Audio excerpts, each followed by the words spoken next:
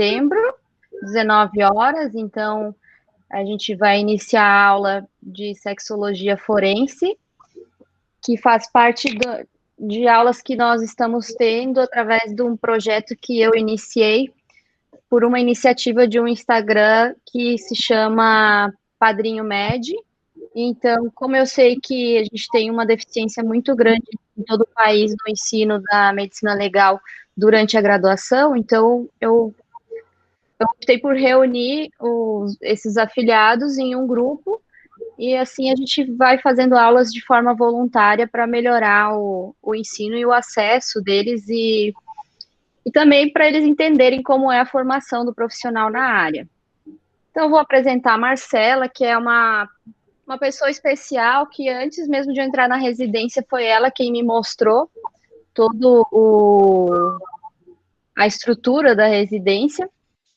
Ela é médica legista do Núcleo de Sexologia Forense do IML de São Paulo, também atua com perícia médica e na análise interna de risco e auditoria de operadoras de saúde. Formada em 2010, fez residência em Medicina Legal e Perícia Médica pela Faculdade de Medicina da USP, e também tem especialização em Medicina do Tráfego, Medicina do Trabalho e Bioética na mesma instituição. Ela é pesquisadora do grupo de pesquisa em Bioética, Direito e Medicina. Tenho certeza que todos vocês vão gostar muito da aula. Marcela é uma pessoa muito competente, detalhista. Estou aqui também para aprender junto com todos vocês. Pode iniciar, Marcela, quando tu quiseres. Boa noite, todo mundo. Opa, acabei de bater aqui no... Boa noite, gente. Então, como a Carol falou, meu nome é Marcela, e ela me convidou para dar uma aula de sexologia forense aqui, mas com enfoque um pouco mais voltado para o médico generalista, que é uma ideia extremamente interessante, porque a gente vê que falta um pouco, não é de conhecimento técnico médico, porque isso vocês saem da faculdade competentes, mas parece que tem um pouco de receio do médico assistente mesmo, dessas questões de sexologia forense, de questões de abuso, de suspeita de abuso, de como lidar com essas mulheres. E também, após o caso da menina de 10 anos do Espírito Santo, surgiram bastante dúvidas sobre a questão do aborto, essas portarias novas que estão surgindo, essa portaria nova que surgiu, legislações. Então, a gente vai conversar um pouco sobre isso. Se vocês quiserem que eu pare, que eu repita alguma coisa, que eu explique algo que não ficou claro, me pare em qualquer momento, tá bom? Eu tenho aqui um lembretinho dizendo para eu falar devagar, porque eu falo muito rápido. Então, se eu esquecer de ler meu bilhete e eu começar a falar muito, muito rápido, vocês me avisam, tá? Que daí eu falo mais devagar. Então, espero que vocês gostem. Vou dar início à aula. Só para saber, vocês estão conseguindo ver a apresentação? Ou não está aparecendo? Sim, está aparecendo. Não? Sim, está aparecendo. Está aparecendo. Carol, tem como tu aceitar 2 pessoas que estão pedindo? Não está aparecendo aqui para mim agora. Ninguém pedindo.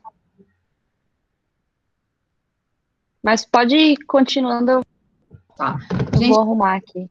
O Teams, ele vai sumir todos vocês, então daí vocês me param, se vocês quiserem, tá bom? Porque eu só vou ver a apresentação agora. Bom, então, como a Carol falou, eu sou médica, sou legista, eu trabalho na parte de sexologia forense faz 4 anos. E o que é a sexologia forense? A sexologia forense, ela vai ser o ramo da medicina legal que vai estudar as questões de comportamento sexual e as questões relacionadas ao sexo. O que a sexologia forense, na verdade, vai estudar não são só as questões de comportamento sexual e questões relacionadas ao sexo gerais. A gente estuda aquilo que vai ter consequência jurídica. E, para isso, a gente vai precisar de fundamento médico, biológico, psicológico. É toda uma questão multidisciplinar. Então, o que a gente normalmente fala? Que existem 2 forças biológicas fundamentais, que é a perpetuação e a nutrição. E aí, como tem gente que come em demasia, a pessoa não está mais querendo se nutrir, ela está comendo pelo prazer de comer. Isso também acontece nas questões sexuais. Existem determinados indivíduos, inclusive faz parte da nossa vida ter uma vida sexual ativa, mas existem indivíduos que eles perdem esse limiar daquilo que é para a procriação ou para o prazer, que hoje em dia é conhecido como normal, e eles acabam extrapolando. E aí, o que acontece? Acontecem as parafilias, os transtornos, os distúrbios sexuais, que a gente vai falar um pouco para frente. O que a gente, na perícia, acaba buscando? A gente busca sinais de conjunção carnal, que é a introdução do pênis em vagina, e a gente procura, então, indícios de ato libidinoso, que é aquela cópula ectópica, ou atos libidinosos mesmo, como ejaculação em outras partes do corpo, ou a cópula ectópica, que é a cópula interfemoral, interglútea, que a gente também vai falar mais para frente. Bom, os transtornos da sexualidade, antes eles eram conhecidos como perversões sexuais. Esse termo caiu em desuso, é um termo extremamente obsoleto, porque quando a gente fala em perversão sexual, essa palavra, ela faz a gente pensar em algo que é perverso, que é ruim, que é mal. E, na verdade, a gente está falando de transtorno da sexualidade, a gente está falando de distúrbio de sexualidade. E eles podem ser tanto qualitativos como quantitativos. Então, o que acontece no distúrbio qualitativo?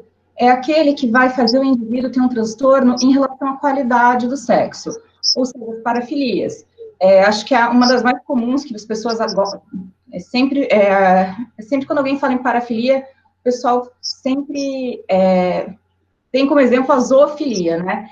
E, então, tem a pedofilia, tem vários outros distúrbios qualitativos, e também tem os quantitativos, que é aquela pessoa que pode ser tanto aquela que é viciada em sexo, que precisa ter várias relações durante o dia, muito mais do que o considerado normal, ou aquela pessoa que não tem vontade de ter relação sexual, que não tem capacidade de ter orgasmo. Isso, gente, vai ter consequências tanto na esfera civil quanto na esfera penal. E aqui a gente já começa a ver que a medicina legal, quando a gente fala em medicina legal, a primeira coisa que as pessoas falam eu já assisti CSI. Isso é uma coisa que é causa-consequência. Quando perguntam que eu fiz de residência, eu falo que eu fiz medicina legal, as pessoas começam a comentar, e é normal, porque o que a gente acaba chamando mais atenção é a parte do crime. Mas a medicina legal, ela é muito rica, você não vê só a parte criminal, você também vê a parte civil, a parte trabalhista, a parte previdenciária. E na esfera civil, as questões de transtorno de sexualidade, elas têm muitas consequências. Não só na questão de separação e divórcio, mas dependendo do transtorno de sexualidade e de se isso for comprovado e como isso vai fazer uma alteração na vida, na rotina diária de uma pessoa, isso pode até fazer com que haja perda do pátrio poder. Então, são várias consequências que a gente tem que ver. E na esfera penal, são as questões de estupro, né, de ato libidinoso, e daí é uma outra seara que já é mais conhecida. No DSM-4, os transtornos de sexualidade, eles eram divididos em disfunção sexual, transtorno da identidade de gênero e parafilia. Já o DSM-5, ele tem um conceito mais moderno. Em vez de chamar de transtorno de identidade de gênero, ele chama de disforia de gênero. A disforia de gênero é um sofrimento. Então, a pessoa vai ter um sofrimento afetivo cognitivo que pode acompanhar a incompatibilidade entre o gênero experimentado e o gênero designado de uma pessoa. Ou seja, é aquela pessoa que ela não se identifica com o sexo o sexo biológico dela, o sexo designado ao nascimento. Nessa parte, é importante que a gente veja que houve essa mudança, porque quando a gente fala de transtorno de identidade de gênero, você pensa em uma doença que precisa ser tratada, que precisa ser combatida. Quando você fala na questão de disforia, você vê que o tratamento é outro. O tratamento não vai ser para a pessoa voltar ao normal. O tratamento vai ser com que essa pessoa consiga adequar aquilo que ela sente, àquilo que ela consegue expressar. Então, essa questão do DSM, que é uma questão mais para a psiquiatria, ela teve essa mudança. Se não me engano, esse DSM é de 2014, então não é uma mudança que é muito antiga, mas para vocês verem que as questões de transtorno de sexualidade, elas mudam constantemente. Há muito pouco tempo atrás, a gente falava homossexualismo ao invés de homossexualidade. Então, quando a gente estuda e quando a gente vê essas questões, a gente tem que se despir das nossas concepções pessoais, e a gente tem que ver o que está sendo falado, o que está sendo conceituado, para que a gente possa fazer uma perícia imparcial, o mais imparcial possível. Bom, das disfunções sexuais, a gente tem o transtorno do desejo sexual hipoativo, ou seja, aquela pessoa que tem menos desejo sexual. O transtorno da aversão sexual, que aí é aquela pessoa que não quer fazer sexo de jeito nenhum. Existem pessoas, normalmente isso é mais atribuído à mulher, que é aquela pessoa que tem asco, ela sente ojeriza de sequer pensar em ter uma relação sexual. Pode ser por uma pessoa, pode ser por várias pessoas. O transtorno da excitação sexual, desculpe, que é aquela pessoa que não consegue entrar nos primeiros estágios da relação sexual. O transtorno erétil masculino, que ele é um pouco diferente do transtorno da excitação sexual. O transtorno da excitação sexual, ele é mais referido à mulher, e é a mulher que não consegue ter lubrificação, ela não consegue sentir prazer, ela não consegue entrar nos primeiros estágios para ter uma relação sexual. E o transtorno erétil masculino, que eu acho que é uma das coisas que realmente é muito comum, tanto que existem vários tratamentos, comentários, piadas, artigos. É muito comum o transtorno erétil, não tem mais o que eu posso falar. O transtorno orgástico é o transtorno que a pessoa não consegue chegar ao orgasmo. A ejaculação precoce aí é para o homem, que é uma ejaculação antes que consiga se completar um ciclo sexual eficiente. Dispareunia é dor na relação sexual, e o vaginismo é quando a vagina da mulher, ela tem espasmos, e a mulher não consegue introduzir absolutamente nada. Isso pode acontecer desde o absorvente interno até a relação sexual mesmo. E o tratamento é um tratamento que é contínuo, que a pessoa, ela passa por vários estágios de tratamento para tentar acostumar a vagina dela a aceitar que esteja introduzido alguma coisa. O vaginismo, ele é multifatorial e não tem nenhuma causa que foi descoberta, uma causa específica. Bom, aí vem as parafilias. A parafilia é um comportamento sexual intenso e recorrente, que vai envolver objeto, atividade ou situação comum e causa sofrimento significativo ou prejuízo no funcionamento social ou ocupacional em áreas importantes da vida. Bem, aqui a parafilia, esse conceito dela é um conceito que é um pouco até contraditório, porque, na verdade, o que vai conceituar a parafilia não é só o comportamento, como também o fato dele ser recorrente e ele ter repercussão na rotina diária da pessoa. Ou seja, eu acho que é muito comum, a gente teve isso no Big Brother desse ano, às vezes a gente ouve entrevistas de pessoas famosas que falam o seguinte: quando eu morava na roça, eu ia atrás das galinhas. Quando eu ia na casa da minha tia, tinha uma cabra lá que os meninos se aproveitavam. Esse comportamento, a gente considera uma parafilia? Não. A gente não considera exatamente por isso. Não é recorrente, não é intenso e não teve repercussão na vida da pessoa. É, obviamente, um comportamento que é um desvio de comportamento, né? Não é o esperado que você tenha relação sexual com um animal. Estou usando esse exemplo porque foi um exemplo que eu vi mais recentemente em meios de comunicação. Mas para você considerar uma parafilia, ele tem que causar esse sofrimento. Nos livros de medicina legal, alguns, é engraçado que eles falam assim: existem algumas parafilias que, por não terem repercussão, são até aceitáveis. Então, eu acho que esse tipo de coisa tem que pesar, não é tudo que a gente pode falar que não vai ter repercussão só porque foi uma vez. Mas aí entra também as questões de sadomasoquismo, que a pessoa está ali porque ela quer, não tem repercussão, ela tem uma vida como qualquer outra, e ela tem essa predileção. Então, quando a gente avalia a parafilia, a gente tem que separar o que seria uma predileção, o que seria realmente um distúrbio, para poder ver as questões de ordem civil e penal. Gente, estou falando muito rápido, tá? Porque eu não estou vendo ninguém, eu estou vendo uma tela aqui. Tá ótimo, Marcela. Bom, aí a gente entra na questão de violência sexual. A violência sexual, gente, ela pode ser tanto uma violência física, uma agressão física, como ela pode ser uma fraude. Um exemplo disso é um caso que eu acabei atendendo. Eu não vou citar nomes, nem situações, nada, para a gente não identificar as pessoas de nenhuma maneira, mas o que aconteceu foi que uma moça, ela conheceu um rapaz que era de fora do Brasil, ele era um estrangeiro, e ele falava, se não me engano, ele falava alemão, e ele e ela também falava alemão, eles começaram a se comunicar, e ela aceitou ter relação sexual com ele. Quando eles estavam no meio da relação sexual, ele começou a falar português perfeitamente. E ela ficou muito indignada, ela foi até a delegacia e ela contou o que aconteceu. E aí muita gente achou, ela mesma comentou, que ela falou que, porque às vezes as pessoas podem achar que porque eu quis ir para um motel, então tá tudo certo. Mas na verdade, gente, é uma fraude, porque ela aceitou fazer sexo com aquela pessoa determinada. Eu não vou entrar em detalhes, não vou nem entrar em questões de ordem pessoal, de opinião, mas isso também pode ser considerado uma violência sexual, porque a mulher, ou o homem também, ele escolheu ter relação com aquela pessoa. E o fato de você enganar e se mostrar outra pessoa pode ser considerado uma fraude, se comprovado.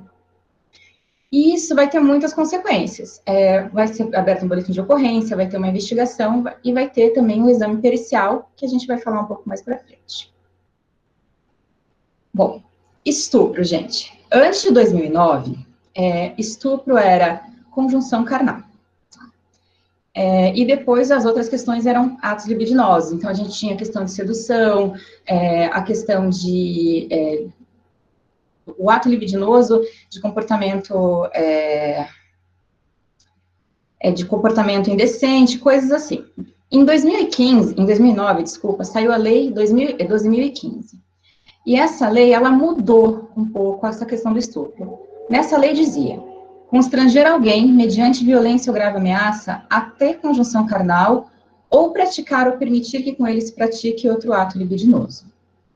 Essa lei, ela teve realmente uma evolução da lei passada, porque ela coloca como estupro não só a conjunção carnal, como o ato libidinoso. Então, por exemplo, você sai à noite e uma pessoa te submete a coito anal contra a sua vontade.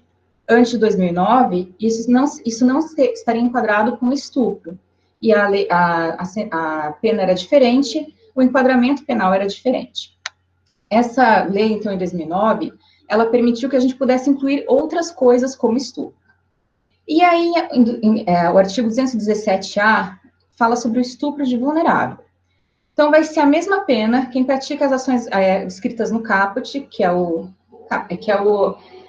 o caput é o título do artigo, é aquilo que tipifica o crime. Alguém que, menor de 14 anos, ou por enfermidade ou deficiência mental, não tem necessário discernimento para a prática do ato, ou que por qualquer outra causa não pode oferecer resistência.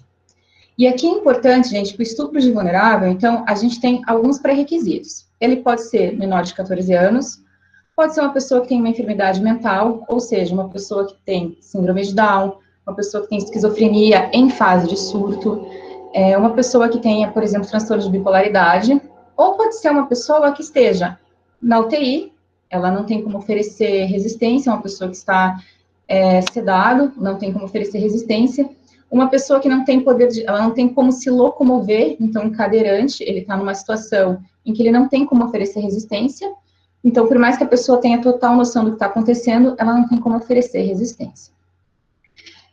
Esse artigo, ele tem uma particularidade. A pessoa que tem uma enfermidade mental, ela precisa... Quem praticou o ato delitivo, ele precisa ter se aproveitado do fato da pessoa ter essa enfermidade ou deficiência mental. Ou seja, uma pessoa que tem esquizofrenia, mas que ela não está em fase de surto, que ela está compensada, se quem praticou o ato delitivo não consegue perceber que aquela pessoa tem essa deficiência mental, então, aí a gente não vai tipificar no 217-A. Por isso que é importante... Para o médico legista, quando vai avaliar essas questões, a não ser que sejam questões de síndromes que você pode detectar somente olhando ou com um relatório, sempre passar também por uma perícia psiquiátrica, para que essa pessoa seja avaliada. E para que seja avaliado o crime como um todo. Se essa pessoa tinha noção que a pessoa sofria de alguma enfermidade e se ele se aproveitou dessa situação para isso.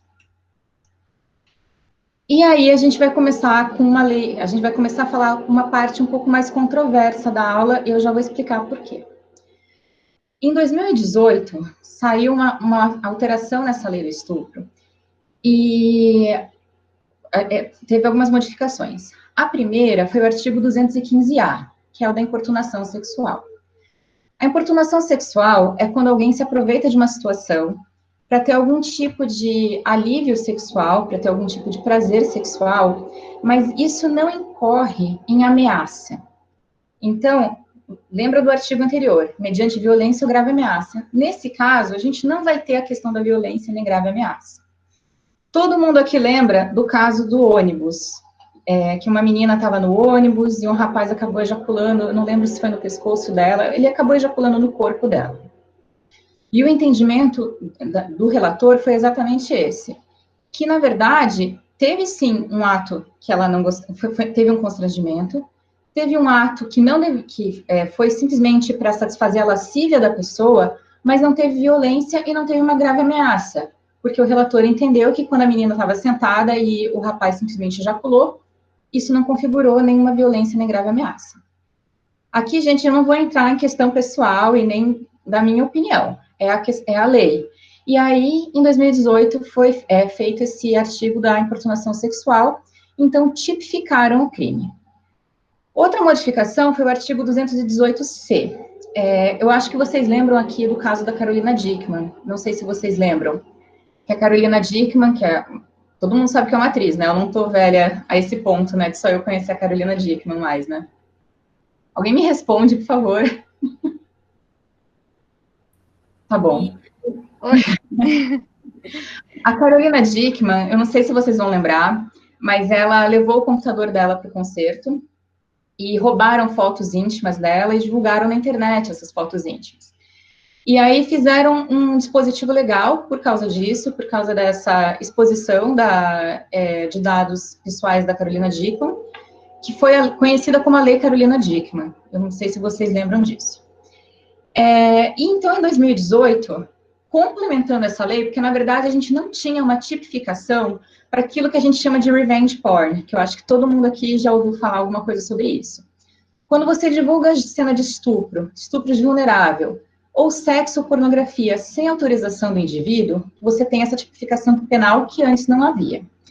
Ou seja, é muito comum, e isso é comum mesmo, você tira uma foto nua, você manda para uma pessoa que você quer mandar, você manda para um amigo, um namorado, ou alguém que você queira, e essa pessoa, por algum motivo, resolve divulgar essa foto. Então, ele ou ela, mandam para grupos de WhatsApp, colocam na internet, colocam no Facebook.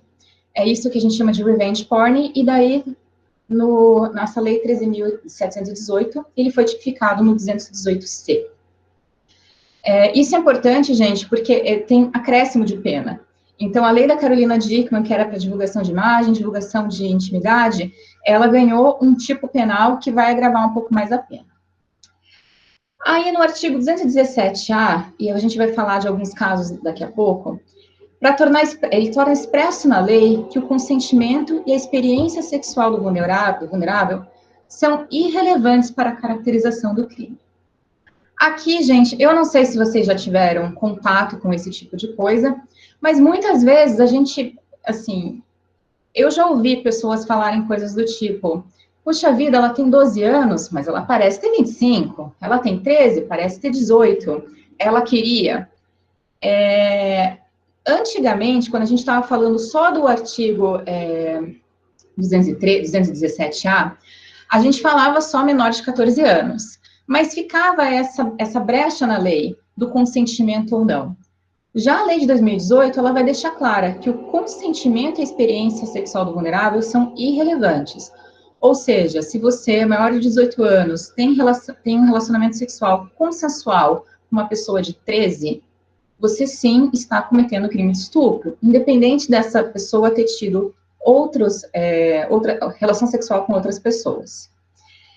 E o artigo 225, que eu acho que é a parte que acaba ficando um pouco controversa, é que os crimes contra a dignidade sexual, eles passam a ser ação pública incondicionada. O que isso significa? Antes, esses crimes, eles eram ação pública condicionada, porque o legislador entendia que a dignidade sexual da vítima era tão importante que ela deveria, na verdade, ela ainda considera importante, tá, gente? Mas a dignidade sexual da vítima era mais importante que o crime. Ou seja, às vezes, para a vítima denunciar um crime seria tão constrangedor para ela que poderia ser mais constrangedor que o próprio crime que aconteceu. Por exemplo, uma mulher que é estuprada pelo marido, ela quer atendimento, mas ela não quer contar para a sociedade que o marido dela fez isso com ela. Então, ela acaba não abrindo o boletim de ocorrência, não reportando e não tem uma ação pública. Em 2018, o entendimento do legislador mudou.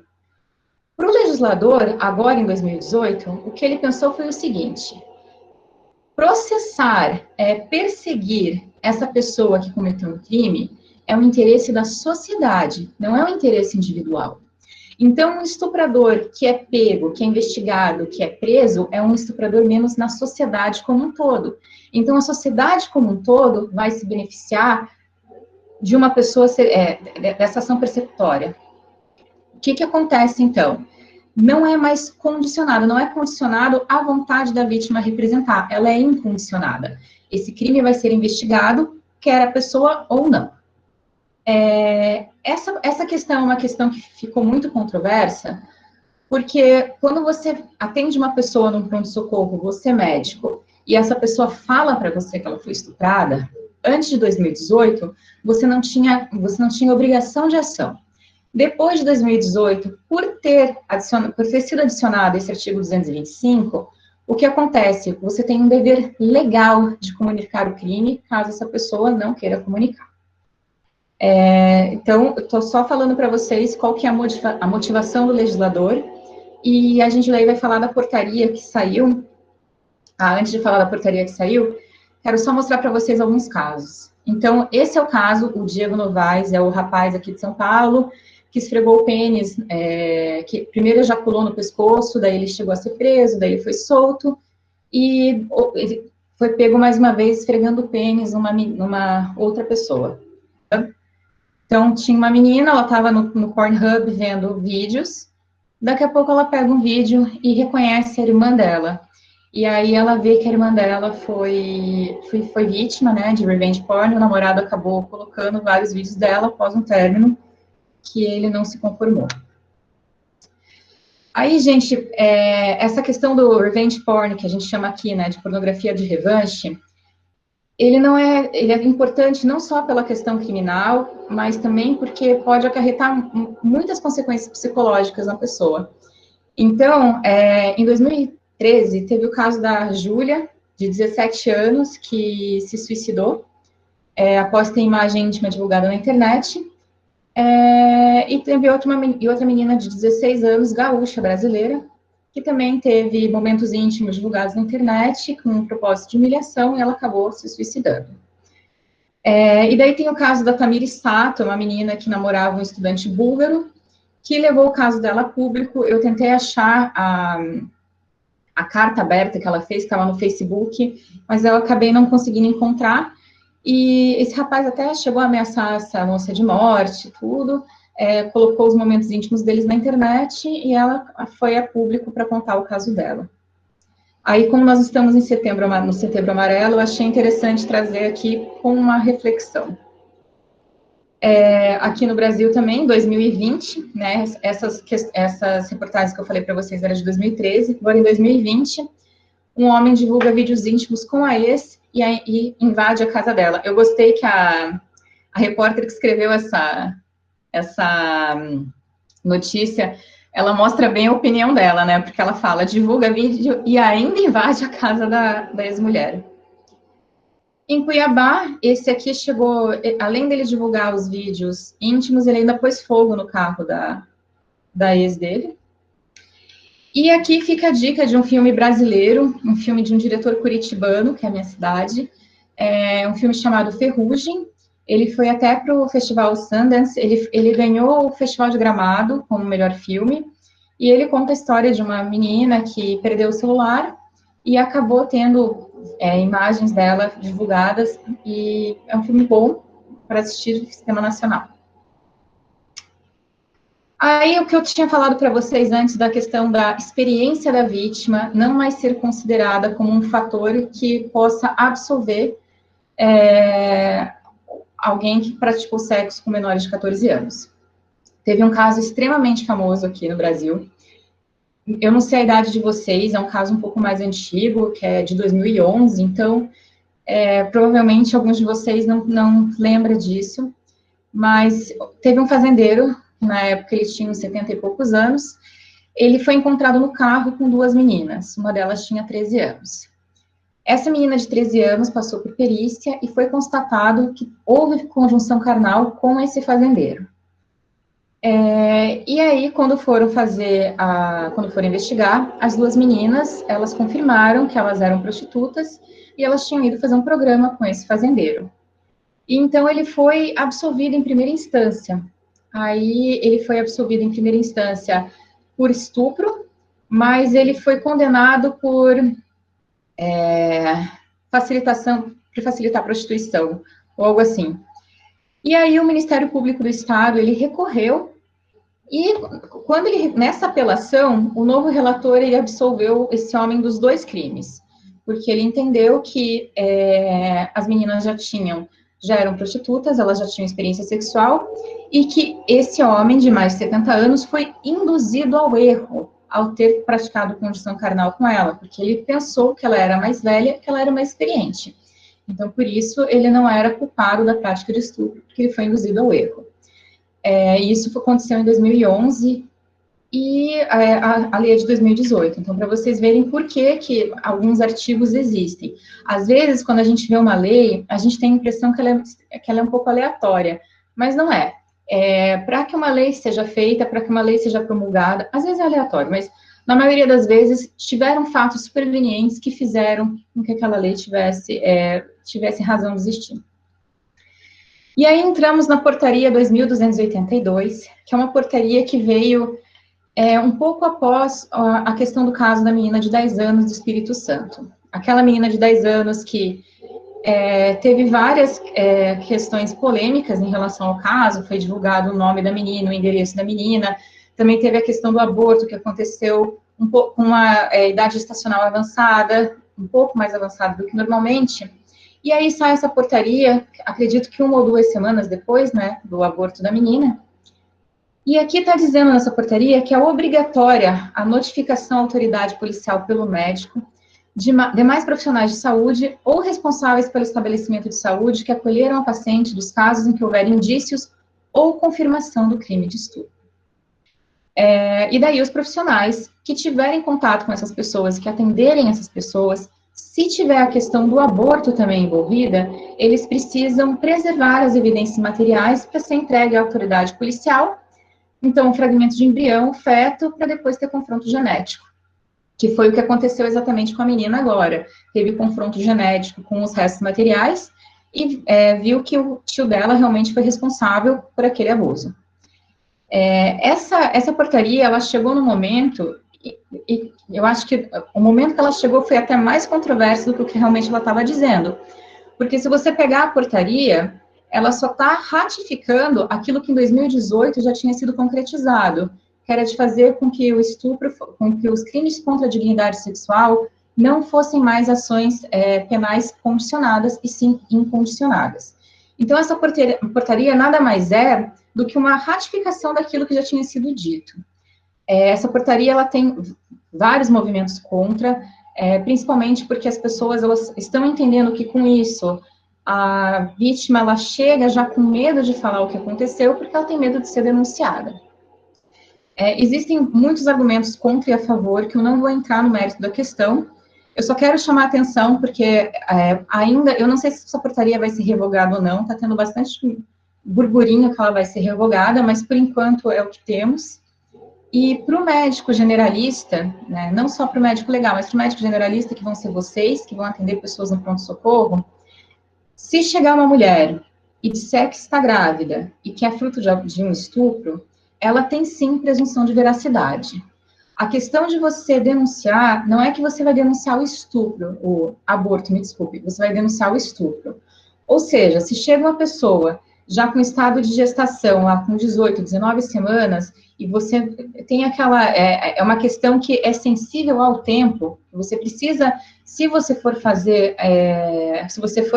a interrupção dessa gestação, o tempo é uma questão sensível, você tem a palavra dela, presunção de veracidade, sim, você pode fazer a interrupção da gestação, sim, se você for médico, porque não se põe aborto praticado por médico, mas depois você vai ter que denunciar esse crime, caso essa pessoa decida por não denunciar. Obviamente que uma pessoa que chega num serviço de saúde buscando a interrupção da gestação por causa de estupro, é uma pessoa que já está muito, muito fragilizada. Então, não justifica você falar que ela precisa ir para uma delegacia, não justifica você obrigá-la a fazer isso. Você pode orientar, falar com uma assistente social, orientar, acolher essa pessoa. Pode sim fazer a interrupção da gestação, contanto que você preserve esse material genético, esse material para futuro confronto genético. E você precisa fazer com que essa pessoa entenda que o crime ele vai ser denunciado, porque não é mais uma ação pública condicionada. Mas o crime é o estupro, não é o aborto. Então, se a questão de tempo for sensível, você sim pode mudar a ordem da coisa, para fazer a interrupção da gestação, preservar o material para confronto genético, e depois essa mulher pode denunciar o crime. Aí a gente entra na questão do exame pericial. No meu posto ele só atende sexologia. E o que nós fazemos no nosso posto? A gente faz constatação de condição carnal, constatação de ato libidinoso, a gente faz constatação de gestação recente ou em curso, constatação de aborto, e aqui, gente, não sei se vocês ouviram o podcast, aborto é o produto, tá? Na verdade, seria o abortamento, que a gente constata que ocorreu um abortamento. O aborto mesmo é o concepto. Porém, como isso é uma questão já que é tão popularmente aceita, a gente acaba falando dessa maneira, mas para quem está estudando medicina e vai ser médico, é bom saber que são diferentes. A gente também faz constatação de lesão corporal e a gente faz exame clínico e toxicológico, quando tem o exame clínico a gente faz em todos os casos, mas também o toxicológico, caso tenha questão de abuso de drogas, abuso de substâncias envolvido na ocorrência. Então, o exame pericial, gente, isso eu acho que até, não só para perícia, como para qualquer médico. A gente faz exame físico geral. Então, a vítima fica toda despida para que a gente possa ver toda a superfície corporal, ver se tem alguma lesão, e depois a gente vai para o exame específico. O exame específico é exame da genital e exame de ânus. A gente faz coleta de material também. A coleta de material a gente faz até 24 horas, se for oral e anal, e a gente faz até 72 horas, se for coleta de material vaginal. Se você estiver atendendo uma pessoa que conta para você que foi vítima de estupro, não faça coleta. A coleta, ela precisa de uma cadeia de custódia. O que é uma cadeia de custódia? Não sei se vocês já ouviram falar. A cadeia de custódia é aquilo que vai me garantir que o que foi coletado foi lacrado, foi nominado, foi preservado em um local, e esse material que vai ser estudado posteriormente como uma prova é aquele mesmo que foi coletado. Então, a cadeia de custódia, ela vai me mostrar desde a coleta, todo o transporte, todo o condicionamento até a hora do estudo e a hora da conclusão em relação a esse material. Num hospital, você não tem como garantir essa cadeia de custódia. Então, muitas vezes, o material que você coleta pode ou não ser admitido em juízo. Essa questão da cadeia de custódia, ela é tão importante, talvez vocês não lembrem desse caso, porque esse é muito antigo mesmo, mas eu não sei se vocês conhecem a Kim Kardashian. Bom, eu acho que vocês conhecem, eu sei que vocês não estão me respondendo, mas eu acho que todo mundo aqui conhece a Kim Kardashian.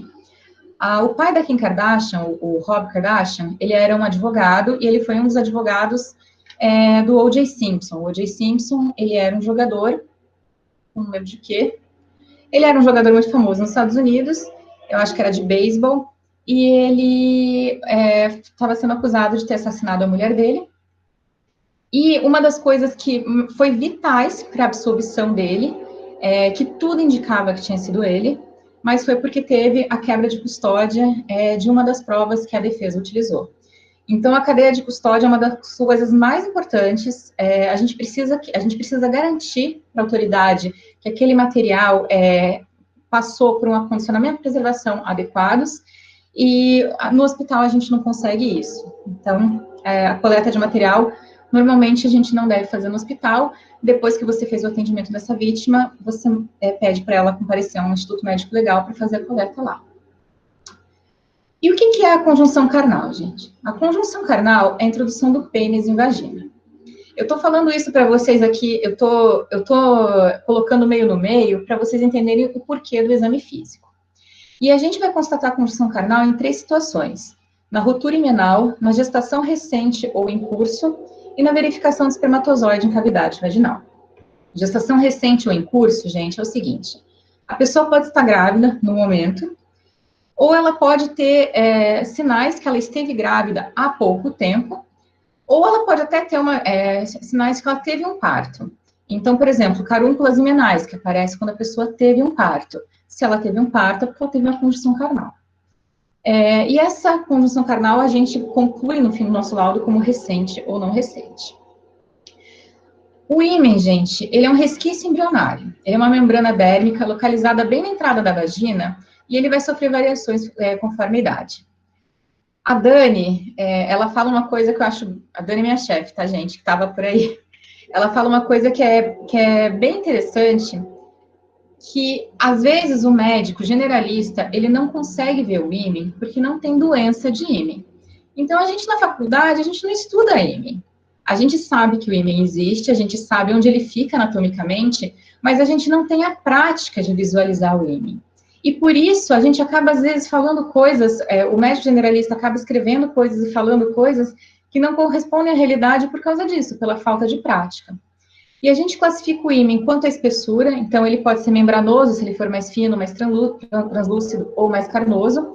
Isso também depende muito de questões hormonais da mulher. Normalmente, uma mulher que já menstruou, que já teve essa questão hormonal, vai ter um ímen carnoso, aí em relação à orla e em relação ao ósteo. E a rotura, que pode ser recente ou não recente, parcial ou completa. Aí, gente, eu coloquei aqui não é entalhe, porque existe um acidente anatômico no ímen chamado entalhe. E ele vai ser bem diferente da rotura. A rotura, normalmente, ela é em V. Se você conseguisse coaptar os bordos, você ia ver que na rotura, os bordos, eles se coaptam perfeitamente. E a rotura também, ela tem um tecido cicatricial na borda dela, então ela não é completamente homogênea em relação ao ímen. Já o entalhe, ele normalmente é em U, ele é redondinho, ou seja, as bordas dele não coaptam, ele vai ter o mesmo tecido que o restante do ímen, e normalmente ele é em espelho, você vai vê-lo dos 2 lados. Essa é uma questão, assim, que é muito específica, eu nem trouxe foto de entalhe por causa disso, porque é só um acidente anatômico. Então, para a medicina legal, o entalhe realmente não tem muito valor, a não ser de você observar uma alteração na pessoa, mas é uma alteração que não teve relação com o fato delitivo que a vítima te contou. Então, gente, aqui, só para vocês terem uma ideia, aqui são, então a gente tem os grandes lábios, os pequenos lábios, e esse aqui, na entrada da vagina, vai ser o ímen. Tá bom? Aqui, gente, eu até tinha que ter avisado isso no começo da aula, mas eu esqueci. Eu trouxe algumas fotos de ímen para vocês verem, para vocês se familiarizarem, mas essas fotos não são minhas. Nenhuma foto de vítima periciado, examinado que eu atendi, eu trouxe, porque a gente tem uma questão de sigilo que é muito importante, e as fotos que a gente tira no posto não saem do posto por motivo algum. Então, todas as fotos que eu vou apresentar aqui são fotos tiradas da internet, eu coloquei a fonte no slide para vocês saberem de onde eu peguei, e só para vocês saberem disso. Aí, gente, existem vários tipos de ímen, existem muitos tipos de ímen. Os mais comuns é o anular, o septado, o cribiforme e o complacente imperfurado. Tem diferença, assim, prática, os tipos de ímen? Não. A única diferença realmente vai ter no imperfurado, porque quando a pessoa chegar na fase que ela estiver menstruando, ela vai precisar resolver a questão do ímen perfurado dela, porque a menstruação precisa sair para algum lugar. Isso, então, para a medicina geral. Para a medicina legal, Um ímen que às vezes causa um pouco de confusão é o ímen complacente, porque o ímen complacente ele é muito elástico. Então, pode ser que essa pessoa tenha sido submetida à conjunção carnal, mas como o ímen é complacente, ele não teve uma rotura, porque o pênis passou, quando o pênis foi introduzido, ele não rompeu o ímen. Então, a gente não tem como falar que teve conjunção carnal ou não. Nesses casos, se a gente não detecta espermatozoide ou se não tem uma gestação em curso, a gente não consegue nem afirmar, nem negar a ocorrência de conjunção carnal. Então, aqui, para vocês verem, esse aqui é um ímen septado, os dois primeiros são ímen septados, o terceiro também. Aí o quarto é um ímen cribiforme, o quinto é um ímen anular, que é o mais comum, e o sexto, se vocês virem ali, bem na junção dos quadrantes posteriores às 6 horas, vocês veem que tem uma ruptura imenal antiga. Esse é um ímen de uma criança. Esse site Malthus é um site que tem bastante foto de medicina legal, tem muita coisa. Então, assim, vale a pena dar uma olhada. E esse aqui é um ímen de uma criança. Então, ele é um ímen que ele é translúcido, ele é um ímen membranoso, e ele é um ímen anular íntegro. Esse é um ímen perfurado, que é bem raro de ver. E aqui, gente, se vocês virem ali, às 8 horas, é uma ruptura imenal completa, que ela tem sangramento ativo, ela tem até, a borda imenal, ela está até um pouco edemaciada, ela tem até uma equimose ali, e então essa é uma ruptura imenal recente. E o ato libidinoso, gente? O ato libidinoso vai ter presença de lesões características. Para o ato libidinoso, é muito importante a constatação da presença de espermatozoide. E aí, o ato libidinoso, para o médico generalista, ele é um pouquinho mais... ele é um pouquinho mais perigoso. Porque, às vezes, a gente tem a impressão que a gente vê algumas coisas que, na verdade, elas não se traduzem em questões médico-legais. Uma questão que dá muita dúvida é a Hagad, que às vezes a criança chega para você, chega uma mãe, normalmente as mães, elas têm uma suspeita, e você, como médico que está atendendo ali na porta, você vai ser a primeira pessoa com quem ela vai conversar, e você vê a presença de uma Hagad. Quando você vê Hagad, você precisa perguntar hábito intestinal da criança, você precisa perguntar como são as fezes dessa criança. E o que acontece muitas vezes é quando o médico vai fazer o exame anal, ele tem a impressão que o ânus está dilatado. Mas sempre que você for falar que o esfíncter anal está dilatado, ou que ele ou que tem alguma alteração, você precisa obrigatoriamente fazer toque retal. Muitas vezes a gente acaba atendendo crianças que chegam com relatórios que tem descrição da lesão, descrição do esfíncter, descrição de tudo, e a pessoa não fez um toque. Então, para vocês fazerem um exame bem completo, para poder ajudar. Tá? E aí, tem a questão da presença de espermatozoide. O ato libidinoso nem sempre cursa com lesão. Eu atendi uma examinada que acabou me falando que a pessoa ejaculou no peito dela. Então, a gente fez a coleta do swab, a gente fez coleta de material do peito e teve constatação, a gente constatou a presença de espermatozoide no peito, aqui no peito, não na mama, no peito mesmo. Então, o ato libidinoso, ele precisa que a gente constate isso. Por mais que a lesão seja característica, para que a gente tenha mais robustez na nossa conclusão, a gente também faz a coleta de espermatozoide e a constatação da presença de espermatozoide é que vai bater o martelo de que realmente houve um ato libidinoso.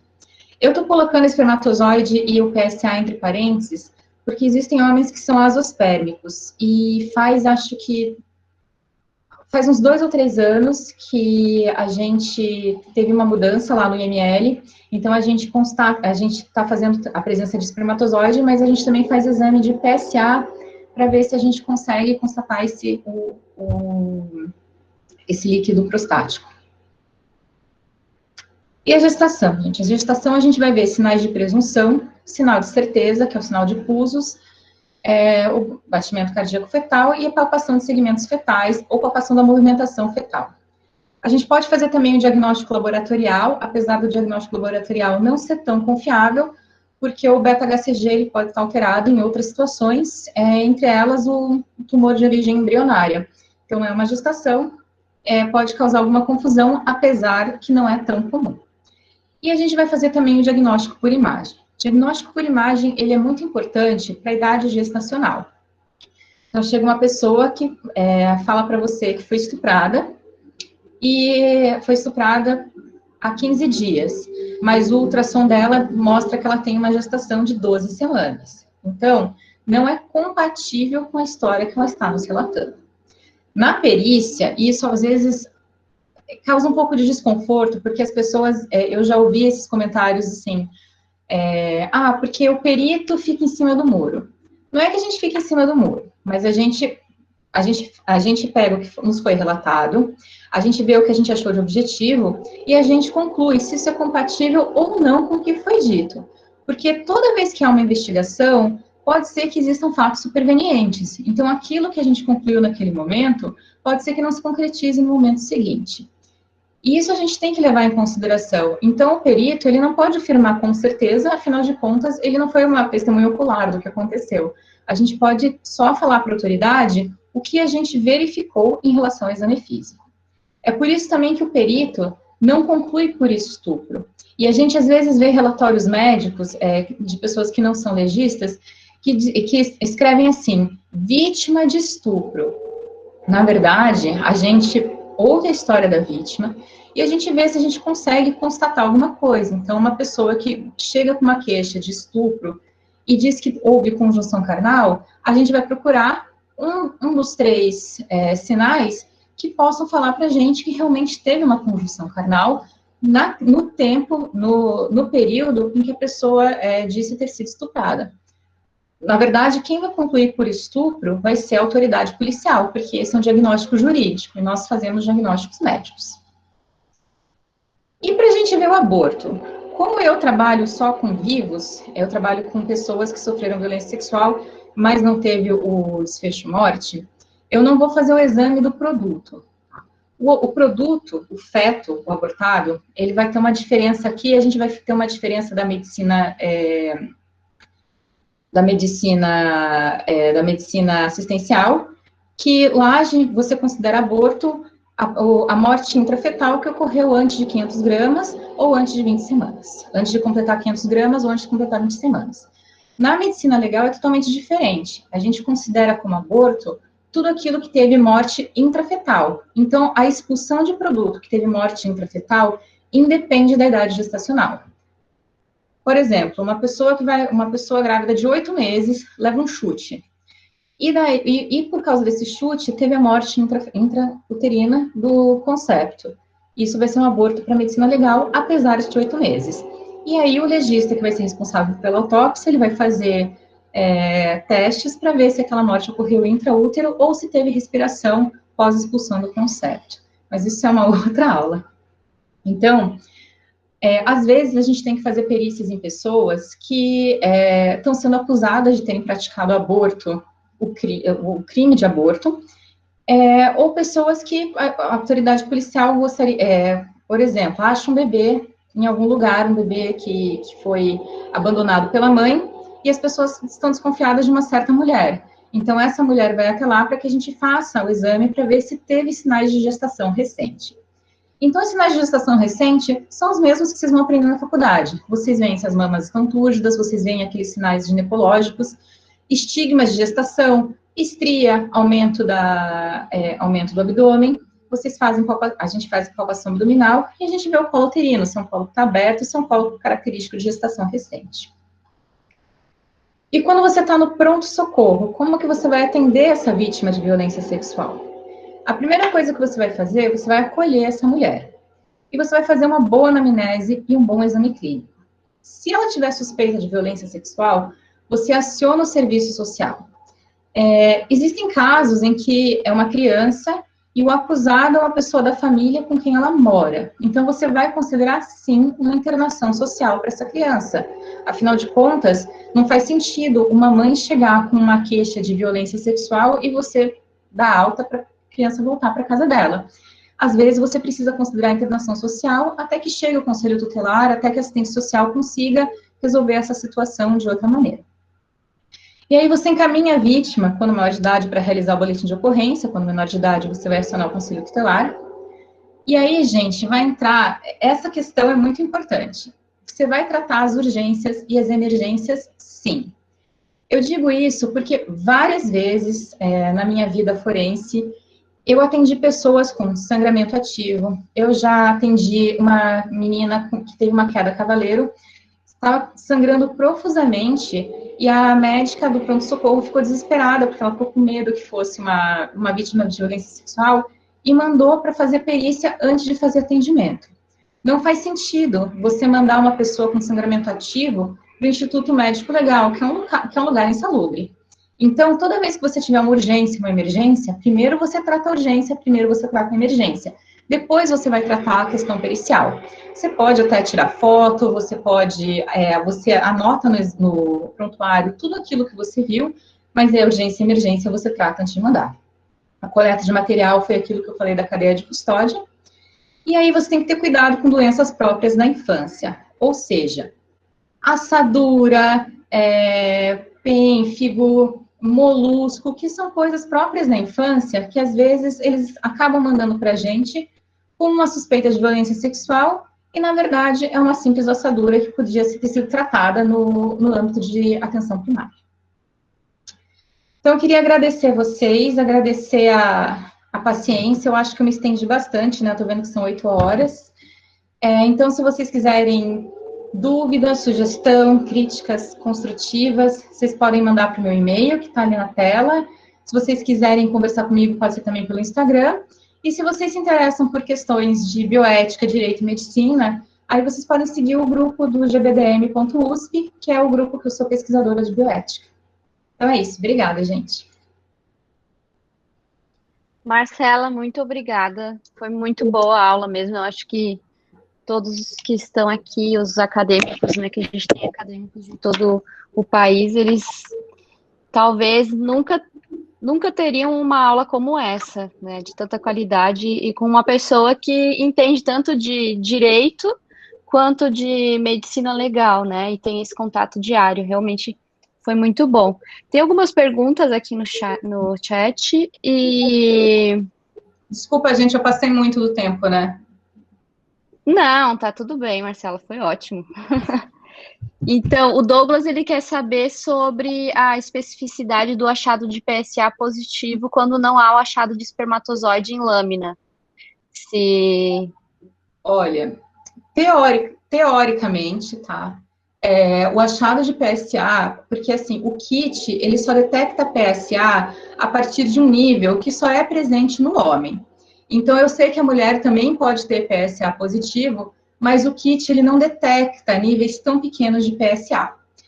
Porém, como a gente está falando como a questão do laudo pericial, ele é muito importante, a gente sempre, quando tem PSA positivo e o espermatozoide negativo, a gente manda esse material para análise de DNA, para isolar o cromossomo Y, para a gente confirmar que realmente aquele material é masculino. A Rebeca perguntou se, mesmo se houver a respiração, é denominado aborto. Acho que ela perguntou isso quando estava comentando sobre a diferença da medicina legal e da... Não. Aí também, é até uma boa pergunta da Rebeca, por causa da questão do tempo gestacional, né? Porque, assim, uma criança de 8 meses que respirou, nem que seja por segundos, a gente entende como um natimorto, mas na medicina legal também, mesmo que seja uma criança com menos de 20 semanas, mesmo que tenha ocorrido uma respiração, eu sei que é difícil nesses casos, mas aí seria natimorto, não aborto. Muito bem, então, eu acho que a gente não tem nenhuma pergunta agora, mas vou te agradecer novamente, Marcela, agradecer a todos que estavam aqui. A gente vai deixar essa aula gravada, porque ficou muito bom, e depois a gente conversa como que vai disponibilizar, se para vocês terem acesso, e mais pessoas terem acesso, né? Porque é um tema tão importante e é falado de forma tão inadequada muitas vezes, né? Gera muitas dúvidas. Então, muito obrigada, boa noite a todos, um abraço. Gente. E quinta que vem a gente vai ter uma aula com o Hector, daí não vai ser exatamente de medicina legal, mas vai ser mais sobre inovação, empreendedorismo na medicina. Então, quem tiver interesse, é só entrar no grupo do Telegram que a gente coloca o link lá. Boa noite. Tchau, gente, boa noite. Tchau. Obrigada.